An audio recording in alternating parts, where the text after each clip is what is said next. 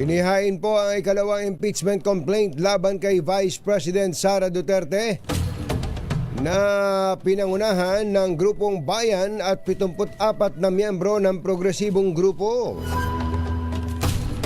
Isa lang ang ground na binanggit sa ikalawang impeachment. Ito po ay ang betrayal of public trust o ang pagtataksil sa tiwala ng publiko na isa sa pinakamabigat na batayan para sa impeachment. Tinukoy sa reklamo ang umano'y abuse and misuse ni VP Sara sa kabuuang 612.5 million pesos na confidential funds sa OVP at DepEd na dating pinamumunuan ni Duterte.